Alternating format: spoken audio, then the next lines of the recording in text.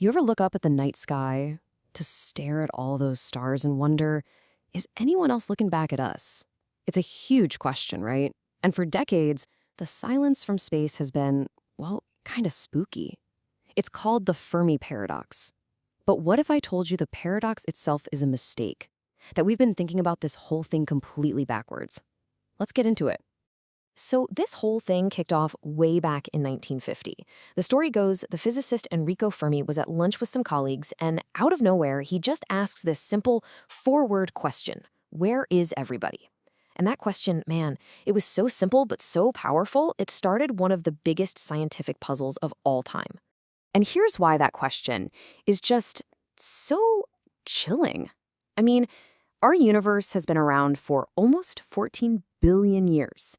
That is an insane amount of time for life to get started, for evolution to do its thing, and for civilizations to rise up and start exploring the cosmos. The timeline alone is just, well, it's staggering. And if the amount of time is hard to wrap your head around, the amount of space is even crazier. Just think about our own neighborhood, the Milky Way galaxy. The best guess is that it has something like 300 billion stars. That's 300 billion chances for a solar system, 300 billion chances for life. The odds just feel like they should be in our favor, right? And that's the heart of the problem. You've got this enormous probability on one side, billions of years, billions of stars. And then on the other side, you've got what we've actually observed. Absolutely nothing. Zip. No signals, no alien probes, no signs of anyone else out there. This huge cosmic quiet, that is the Fermi Paradox. So when you're faced with a question that big, how do you even start to answer it? Well, you do what scientists do best. You build a tool. You come up with an equation to help you organize your thinking and maybe even organize your ignorance.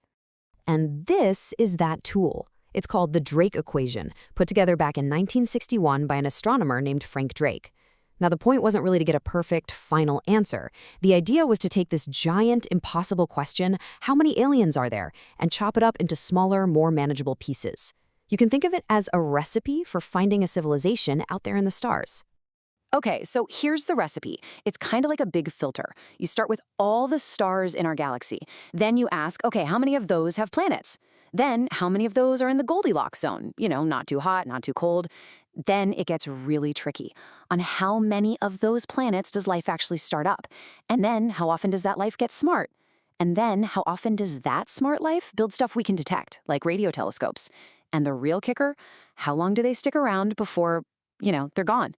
You multiply all that together and boom, you get N, the number of alien civilizations we should be able to talk to. Seems pretty logical, right?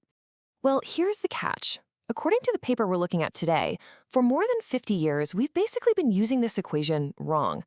There's this subtle little flaw, a hidden trap in the way we do the math that's been creating the paradox this whole time. I love this quote because it really nails the problem. When scientists would plug in their own best guess for each number in the equation, the answers they got were, well, they were all over the place. I'm talking optimists who would get millions of civilizations and pessimists who would get us. Just us. The final answer had more to do with your personality than it did with actual data. And in science, that is a massive red flag. So here's the critical idea. The problem wasn't the equation itself, it was how we were using it. People were plugging in single concrete numbers, what are called point estimates, for things that are just wildly uncertain. We were basically treating a total guess as if it were a solid fact. And that's a trap, the certainty trap. Now, to prove just how big a deal this is, the authors of this paper did something really clever.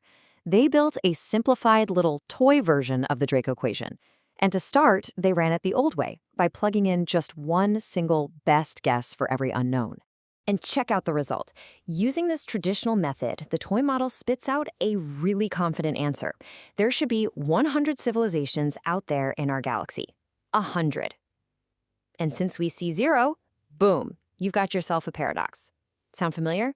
But here's the big twist. What happens when we stop pretending we have the answers? What if, instead of putting in one single number, we admit that we're really just guessing and use a range of possible numbers that reflects what we actually know, or, more importantly, what we don't know? And everything just changes. The moment the authors ran the model again, but this time they embraced that uncertainty, the paradox just, poof, vanished. Gone. All of a sudden, an empty galaxy wasn't some weird, impossible outcome. No, it was a super common one. It popped up in more than a fifth of all their simulations. The paradox wasn't real. It was an illusion, a ghost created by pretending we knew more than we actually did. You see, this changes the whole game. The solution to the Fermi paradox isn't some crazy theory about aliens hiding from us. The solution is just to be honest about how much we don't know. It's time to embrace our scientific ignorance. Now, not all the guesses are equally uncertain. We've got a pretty good grip on the astronomy stuff, like how fast stars are born or how many planets are out there. But when you get to the biology, specifically abiogenesis, how life gets started from non-life in the first place, whoa, our knowledge just falls off a cliff. The uncertainty for that one factor is massive. We just have no idea how rare it is. All right, so this is it, the moment of truth. What happens when we take this new, more honest approach and apply it to the real Drake equation, using all of our actual scientific uncertainty? The result is, well, it's pretty stunning. When you do the math correctly, accounting for all that uncertainty, the new calculation suggests there's a 52% chance that we are the only intelligent civilization in the entire Milky Way. More than 50-50.